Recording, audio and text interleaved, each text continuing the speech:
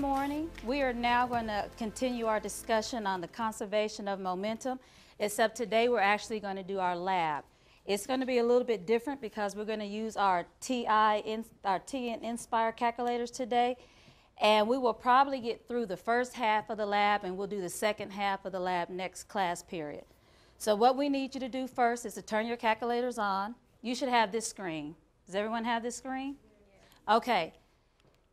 What I need you to do is to tab over to number 2 where it says My Documents. Okay, you can either press number 2 on your numeric pad or you can scroll over to My Documents and hit Enter. Okay, and this screen should pop up. Okay, you are looking for the Momentum Lab that should already be downloaded on your calculator. Okay, so once you scroll down to the Momentum Lab, click Enter. On your calculators, once you hit My Documents, number 2, you need to scroll down to where it says My Library and click on that. And then you should see an icon that says Momentum Lab. Okay, you should have this screen. Does everyone have this screen? Okay, before we actually get into the lab, we're going to do our bell ringer on our calculators today. So what I want you to do, the way you move from one page to the next, is everyone looking at the screen? You are going to press your control key, and then you're going to press your right arrow, and it should take you to the next page, and you should see this. Okay, control key and your right arrow. Does everyone have this? Okay, that is your bell ringer question. I don't want you to answer all of them, but I'm going to go ahead and let you answer this. So read your bell ringer question. Okay, everyone is going to select your own answer choice.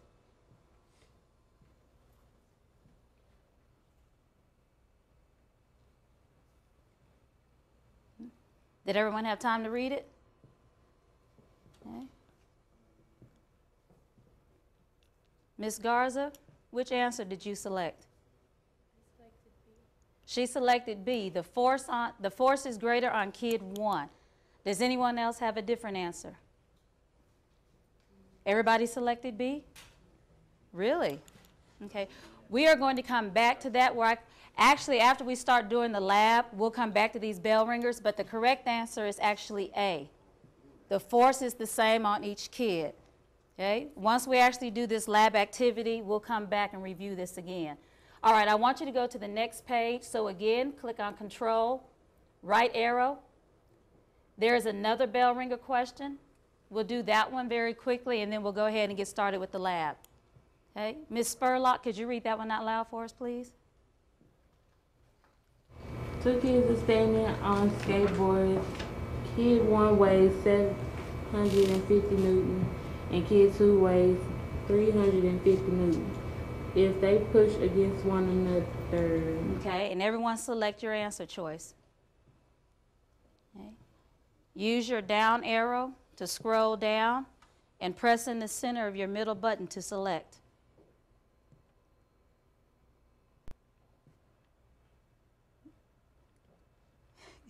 It selected it, babe. Okay. Ms. Livingston, what answer did you select? Oh, you tried to select C? I know you were having trouble with your calculator, okay? Did anyone else have a different answer? Mr. Parker, what do you have? B. Does anyone else have B? Ms. Garza? Ms. Cortez? All right, the correct answer is B. Okay, if you have 2 kids standing on skateboards, kid number 1 weighs 750 newtons and kid number 2 weighs 350 newtons. If they push against one another, kid number 2 will have a greater velocity. Again, after we do the lab and you actually visualize this, we'll come back to this bell ringer question. All right, control, right arrow for me again, and you're going to get the first page of our actual lab that we're going to do today. Okay. Make sure everyone's there. We're all there?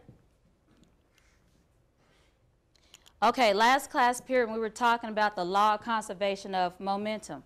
We discussed that in a collision, the total momentum of 2 objects that are colliding are conserved, right? So that means the total amount of momentum that you have before the collision will be equal to what? The total amount of momentum that you'll have after the collision.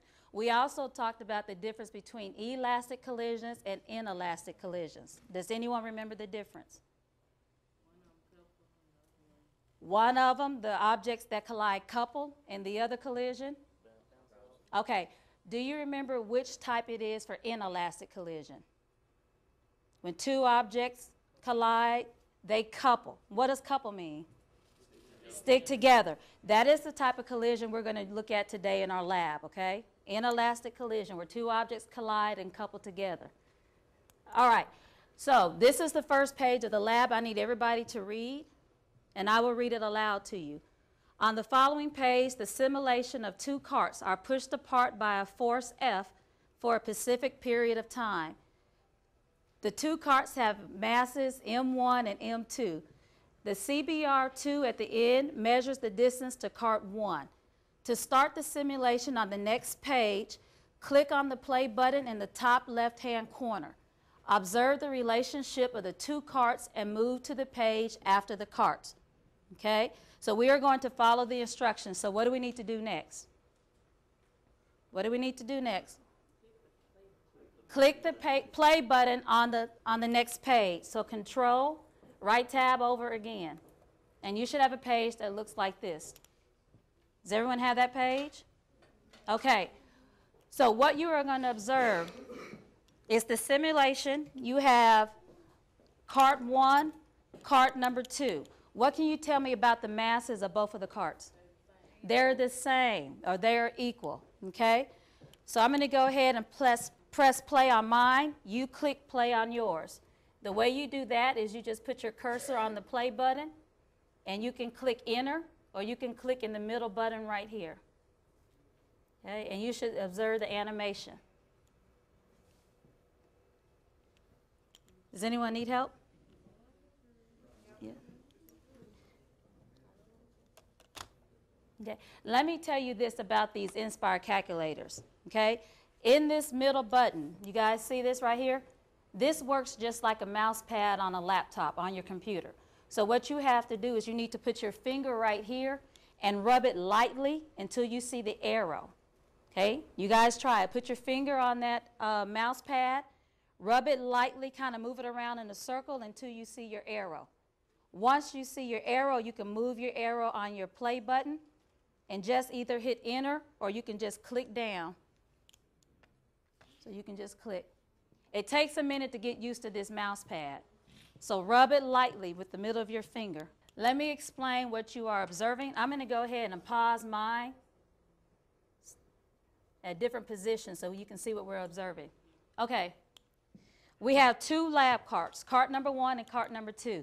And if you look on your tables, you'll notice that we'll actually be using carts in our lab simulation for today. Okay? Both of the carts have the same mass. Okay, this is a motion detector.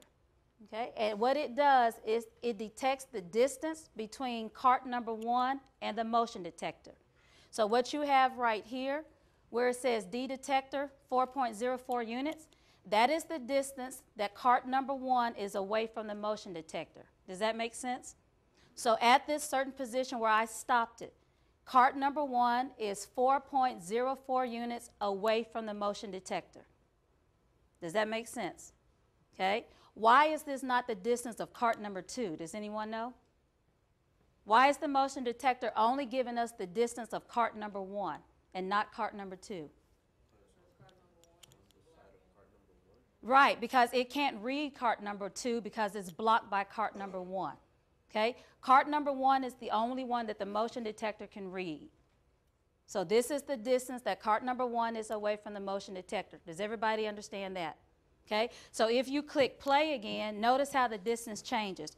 Right now it's 4.04 units away from the motion detector, right? If we click play again, I'm going to let it play for a second. Okay? What do you notice now about cart number 1? Now what's the distance away from the motion detector? 6.29. It's calculating the further and further that it gets away from the motion detector, okay? Now, distance of mass 1 and distance of mass 2. The way you read that, right now, cart number 1 is 0.754 units away from the starting point. This little circle in the middle is where the cart originally started. Does that make sense? Okay, when you first clicked on your animation, these carts were stuck together. or they were together by a spring, right? Okay, so distance, cart number 2, what does this tell you? How far away cart 2 is from where? The starting point. What do you notice about cart 1 and cart 2? They're the same distance away from the starting point, right? So I want you to click play again, and we're going to stop it at a different point, and we're going to see how these values change.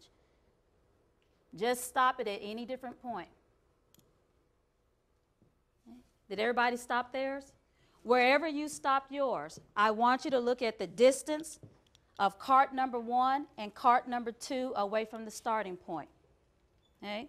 Are you noticing a pattern? Yeah. They're the same. One more time. Start your animation one more time and then stop it at a different point. And tell me what you notice about the distances of cart number 1 and cart number 2 from the starting point. So no matter where you start or stop them, the distance between them will be the same, right? Okay. This tells you the force that's applied to both carts. Okay? And this is the time that we are collecting our data. All right. What I want you to do now is scroll to the next page. Who can tell me how do we get to the next page? Control right arrow. Very good. Go ahead and go to the next page. Okay. Let me check your calculators to see what your page is. All right. At this point, just by looking at that one simulation, you should be able to answer this question. Okay? With the force pushing on each of the carts, the position between the starting point, and everyone is going to select their own answer. If we have a force that is applied to both of those carts, the position between the starting point and each cart.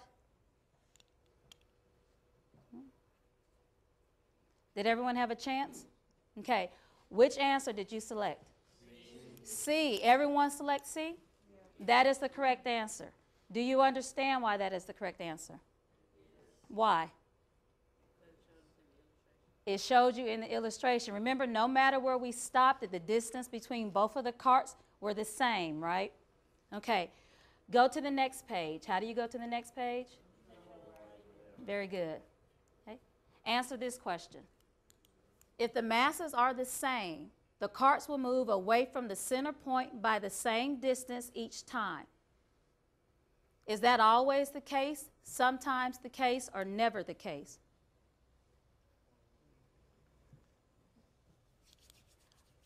Is everyone having an easier time using your mouse key now? Is it getting a little bit easier? Okay, what did you select? Always. Always the case. Very good. All right, go to the next page. Okay, and go ahead and go to the next page so we can go ahead and get into the lab. You should be on this page. Is everyone here? Okay. It should be page 2.1. If you look at your tabs at the top, this shows you the page. Everyone here? All right, we're going to read this and follow the instructions. Now we're going to increase the mass of cart number 1 on the next page to 2 units and press the play button. Then we're going to examine the data and the graphs on the pages that follow. Okay, so go ahead and click on the next page. Control right arrow.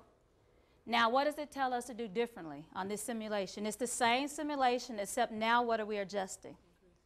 We are going to increase the mass of which cart? Cart number 1 to how many units? 2. All right, let me try to show you how to do this on your calculator. Again, you need to use the mouse pad, and you need to try to click in the box where it says cart masses. Now you see I have the hand or the finger? That's what you're trying to get in that box. So kind of move your arrow around until your arrow turns into a finger. Once it turns into a finger, you need to click in the box and just click again. It just takes practice. There we go. I think there we go. And if you guys get it before me, that's fine. We need to change that 1 to a 2. Once you have the cart mass changed to 2, what does the directions tell you to do next? All right, go ahead and click your play button. What do you think we're trying to observe this time? What do you think will be different? The distance what? Away from the starting point between the two carts. Very good. So go ahead and click play. And then I want you to stop it at different points and observe the distance between the two lab carts now. Okay? Just keep clicking play and then stop it at a different location and look at the distances between cart number 1 and cart number 2 from the starting point. Okay? Go ahead and do it a couple of times. All right, who can tell me what is different this time? Okay, what about the distance is different? Someone explain it to me. Car 2 traveled twice the amount of distance? Okay, what do you say, Mr. Matta? Car 1 what? He says cart number 1 traveled more than M2. What do you think is the reason for the difference in the distances between the two carts? One is heavier, so what does that mean? It's not, so we're dealing with what type of property? If we're talking about how fast or slow it's going to move, we're talking about that cart's what? Not mass. What's the other word for speed? Velocity. Okay? Now explain this to me in terms of velocity. Explain the difference between cart 1 and cart 2 in terms of velocity. Cart 2 is going faster than car 1. So car 2 has a greater velocity. Does that make sense that car 2 would have a greater velocity? Why does that make sense? Because car 1 is more heavy, so it's not going to move as fast. Okay, very good. What I want you to do now is go ahead and go to the next page. And just to make sure, because mine's kind of is a little bit different, do you guys have this page? Okay, this is your data page. And what it did, when you clicked your play button on the last simulation, it collected data. Okay? So we have our time, we have our distance for cart 1 and our distance from cart 2. This is just our data page. Okay? Go ahead and go to the next page. Okay? And do you guys have this on your calculators? You have the points? Okay. So what we did was we took the data from the last table, and now it's just put in graph form. Okay? And you were going to do this today when we start working with our motion detectors. Okay? Go ahead and go to the next page. I'll explain this graph when we actually do ours. All right. You should have a page that starts off with the procedure for the lab. Does everyone have that page next? Okay. What I want you to do at this point is I want you to practice following directions, so you need to read the procedure. Let me just point out one thing to you. When you see your scroll bar down here, just make sure when you're reading your procedure that you always remember to scroll down to the bottom of the page. Okay? So make sure you get all of your instructions. So go ahead and read your first and second step. And you are actually sitting in the groups that I want you to work with today. Okay? So you guys are going to work together. Okay, we have 2 carts at your stations. Now, what do you need to do with these 2 carts? Okay, so we need to take the mass of these 2 carts. If you notice, you have triple beam balances at your stations. So among the 4 of you, you need to have the mass of cart 1 and cart 2. And also, you need to make sure you keep in your mind, or you write it down, which one you're going to use for cart number 1 and which one you're going to use for cart number 2. Okay? They look alike, but there's a slight difference. So you need to figure out how are you going to tell which one is your cart number 1, which one is your cart number 2. Okay? So once you figure that out, you need to go ahead and mask them. Find out what's different about them and figure out which one is cart number 1 and which one is cart number 2.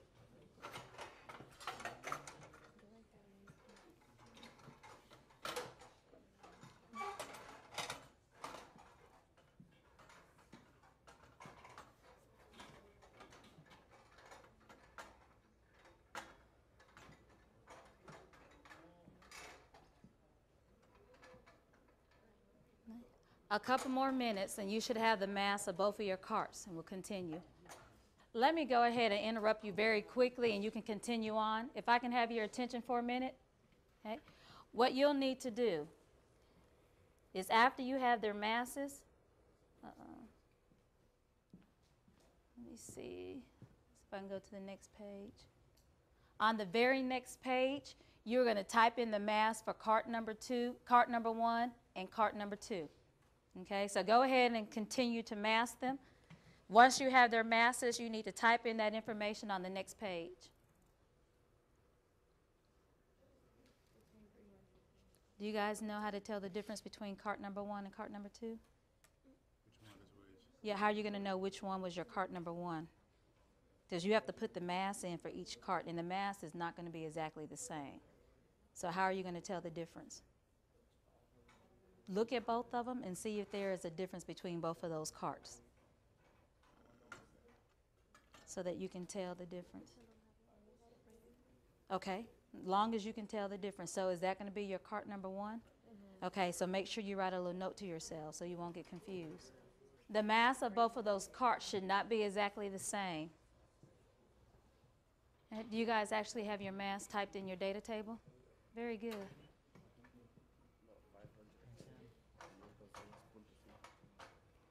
Okay. Do you guys have your masses typed in? Yep. Okay, so everyone has their mass typed in, right? Okay, once you have your mass typed in, go ahead and go to the next page. Okay. What do you see on the next page? Okay, more instructions, right? It says connect the CBR2, which is your motion detector, to your Nspire. That is your calculator. Prepare the carts for a run. Click on the start button on the data collection console below and trigger the carts. What I'm going to do for this part is show you how I want you to set it up. Let me go to the next screen.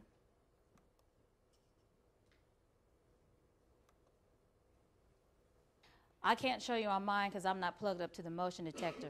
Can everyone see this lab table right here? Okay, if you cannot, you need to move where you can see. All right, what you'll have to do in your groups first is to go ahead and plug in and stay on the page that you're on, okay? The page that has number 4, number 5, step number 4, number 5. And you're going to plug in your motion detector to your calculator, okay? Did everyone see how I did that? It'll only go in one hole, okay?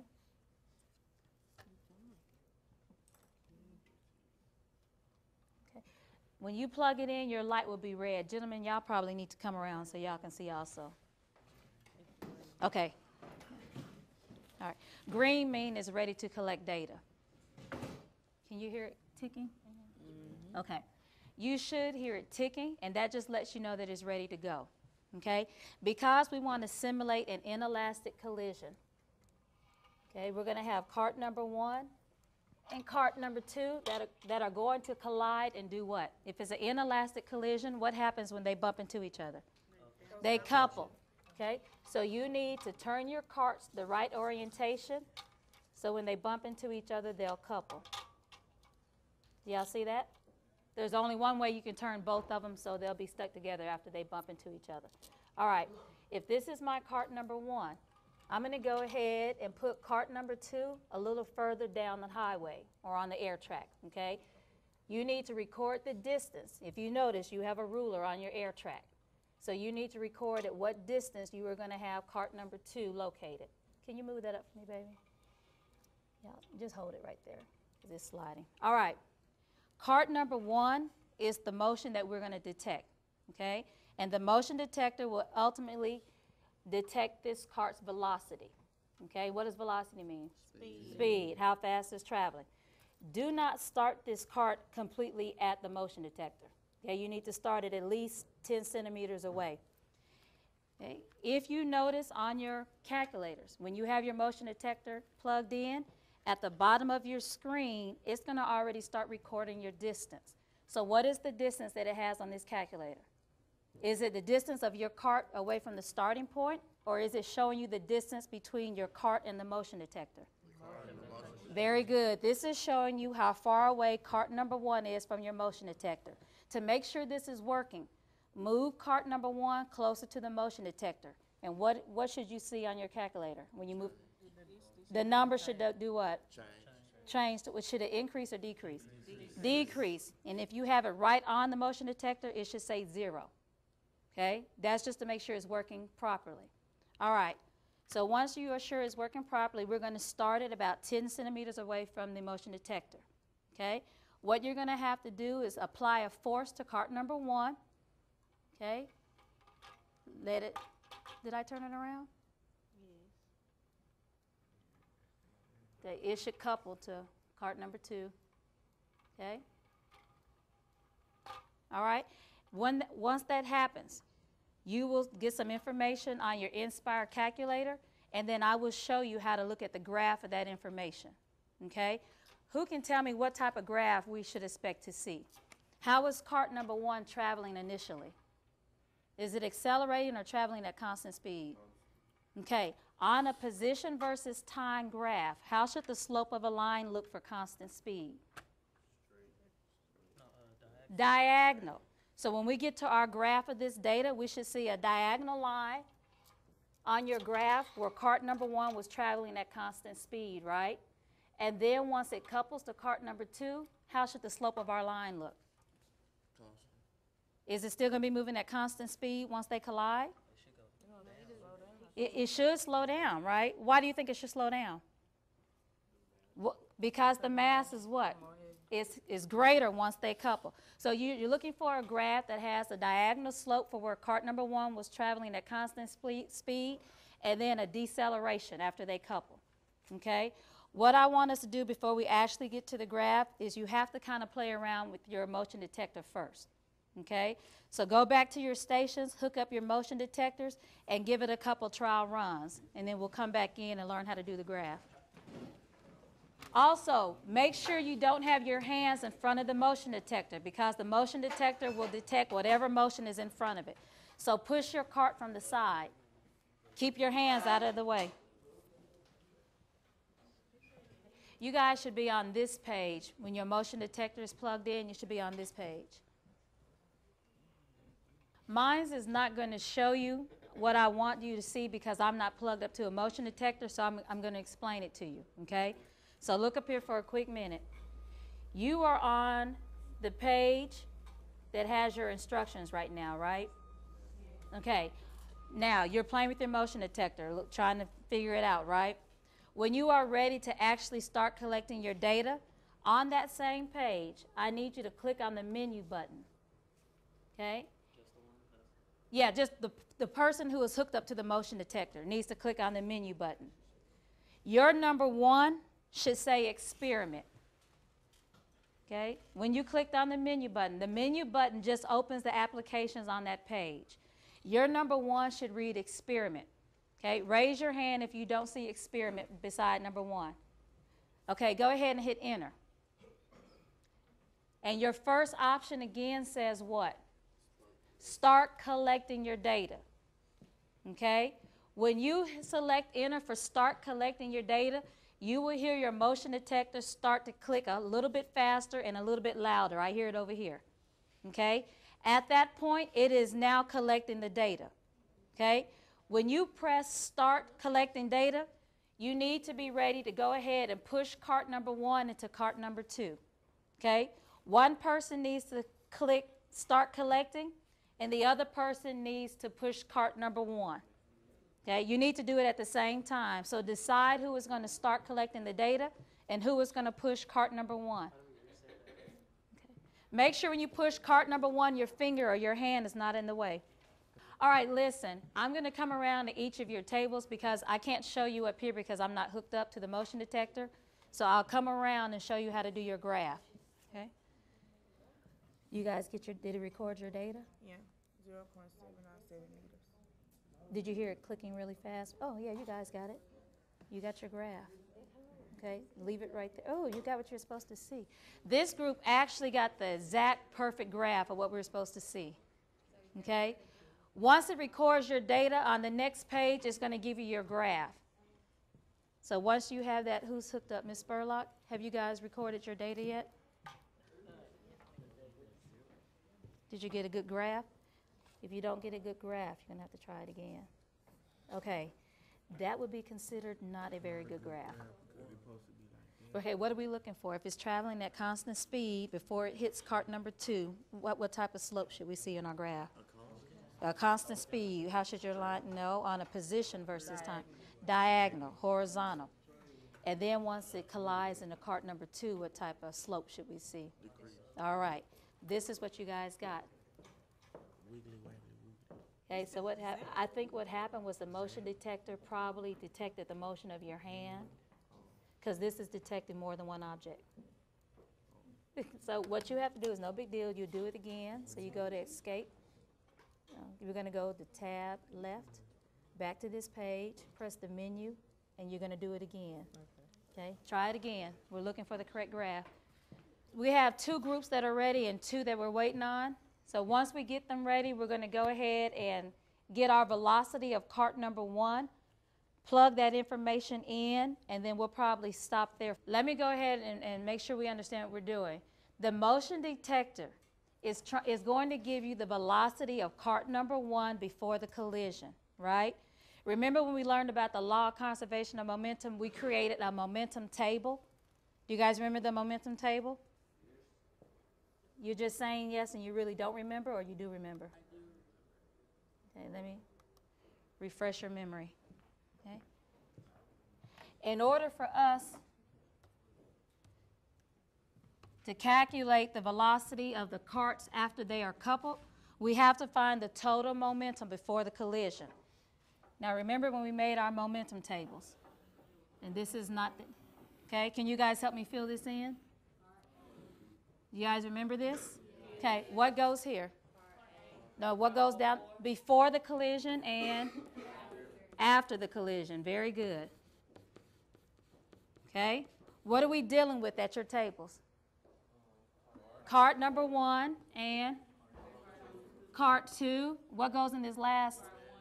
Very good. The momentum of cart 1 and 2. Why do I have 1 and 2? Very good. This is their momentum when they're coupled, right? Their total momentum. All right. So we have to calculate the momentum of cart number 1 before the collision, right? Then we need the momentum of cart number 2 before the collision. And then how do we get the total momentum before the collision? We add them.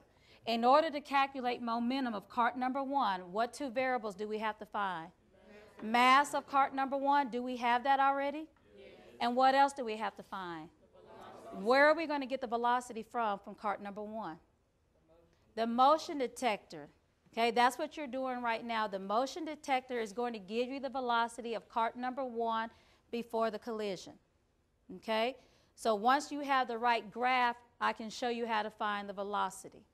Okay, and then we have to do the same thing, right? We need the momentum of cart number 2. Okay, do we have the mass of cart number 2? Yes. Do we know the velocity of cart number 2 before the collision? Think about it. Do we know the velocity of cart number 2 before the collision? 0. What is cart number 2 doing? It's not moving. So what is its velocity? 0. It's coming back to you. We already know its velocity before the collision because it wasn't moving, right? So automatically, no matter what the mass is, what is the momentum going to be? 0. Okay? If we want to find the total momentum in this system before the collision, what would we have to do? Add what? Momentum of cart 1, which is 0, right? Okay, so all we need right now is the velocity of cart number 1, which is what this motion detector is going to give us. Once you have the graph we expect to see, we're going to go ahead and calculate the velocity from our graph. Does that make sense to everyone? Okay.